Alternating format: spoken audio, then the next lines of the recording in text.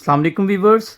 आज हम जो सा है वो एंडोप्लाज्मिक रेटिकुलम जो हमारे पास एक सेल ऑर्गेनेलीज है, मेम्ब्रेन बॉन्डेड ऑर्गेनेलीज जो यूकैरियोटिक सेल में मौजूद होती है, उसको हम डिस्कस करने जा रहे हैं।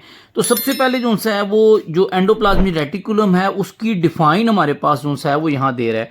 कहता है एंडोप्लाज्मिक रेटिकुलम क्या है? ये एक network of membrane bonded channel है जो मौजूद होती है साइटोप्लाज्म। किसके साइटोप्लाज्म में होती है?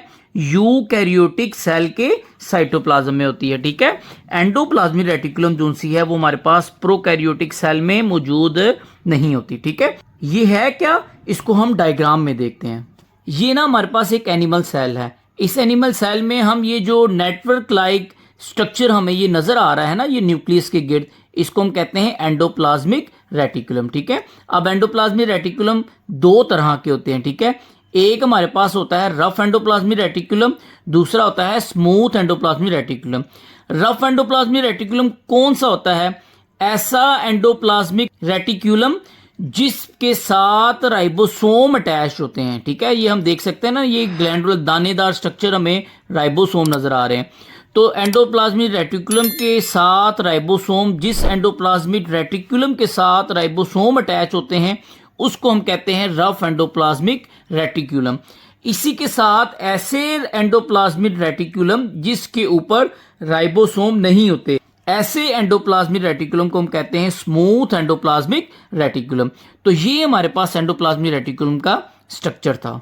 अब वही चीज यहां बयान हुई है कि यहां हमारे पास दो टाइप के एंडोप्लाज्मिक रेटिकुलम है। एक हमारे पास रफ एंडोप्लाज्मिक रेटिकुलम है, दूसरा हमारे पास स्मूथ एंडोप्लाज्मिक रेटिकुलम है। जो रफ एंडोप्लाज्मिक रेटिकुलम है इसकी सरफेस पे क्या अटैच होते हैं? राइबोसोम जो से हैं वो अटैच हुए होते हैं। तो ये इसका फंक्शन लिखा हुआ है कि rough endoplasmic reticulum serve the function in protein synthesis. ये प्रोटीन सिंथेसिस में हेल्प करता है, प्रोटीन सिंथेसिस में सर्व करता है राइबोसोम के साथ। ठीक है। तो ये इसका फंक्शन है। हमारे से शॉर्ट क्वेश्चन पूछा जा सकता है रफ एंडोप्लाज्मिक रेटिकुलम क्या है, इसका फंक्शन क्या है, तो हम ये जो सा है वो शॉर्ट क्वेश्चन उधर लिख सकते हैं। सेकंड हमारे पास स्मूथ एंडोप्लाज्मिक रेटिकुलम है। ये हमारे पास ना डायग्राम बनी हुई है। ठीक है। एंडोप्लाज्मिक रेटिकुलम की बड़ी करके सेल में से डायग्राम बनी हुई है। ये हमारे पास देखें ना, सेंटर में न्यूक्लियस है, न्यूक्लियस के ये जो वाल है न्यूक्लियर इन्वेलप है। अब न्यूक्लियर इन्वेलप से आगे ये नेटवर्क लाइक स्ट्रक्चर जो सा है वो हम देख सकते हैं। ठीक है। इनको हम एंडोप्लाज्मिक रेटिकुलम कहते हैं। अब यहां पर जो ये एंडोप्लाज्मिक रेटिकुलम के ऊपर राइबोसोम मौजूद है, इन रेटिकुलम को हम कहते हैं रफ एंडोप्लाज्मिक रेटिकुलम। और इसी के साथ जो ये हमारे पास लैक ऑफ राइबोसोम, जिनके ऊपर जो राइबोसोम के बगैर होते हैं, उनको हम कहते हैं स्मूथ एंडोप्लाज्मिक रेटिकुलम। तो ये एक बड़ी करके तस्वीर जो सी है वो एंडोप्लाज्मिक रेटिकुलम की बताई हुई है। अब स्मूथ एंडोप्लाज्मिक रेटिकुलम की बात यही कर रहा है कि इट लैक्स राइबोसोम, ये राइबोसोम के बगैर होते हैं। अब आगे इसका फंक्शन है, ये एक्सरसाइज का शॉर्ट क्वेश्चन भी मौजूद है, एमसीक्यूज भी एक्सरसाइज के मौजूद हैं कि स्मूथ एंडोप्लाज्मिक रेटिकुलम जो है वो किस चीज में हेल्प करता है, या स्मूथ एंडोप्लाज्मिक रेटिकुलम का फंक्शन क्या है। तो इसका सबसे पहला फंक्शन कहता है it is involve in lipid metabolism and in transport of material from one part of the cell to the other part. सबसे पहले क्या है, ये लिपिड्स की मेटाबॉलिज्म में हेल्प करता है। ठीक है। लिपिड्स टूटती है या लिपिड्स सिंथेसिस होती है, उसमें स्मूथ एंडोप्लाज्मिक रेटिकुलम क्या करता है? हेल्प करता है।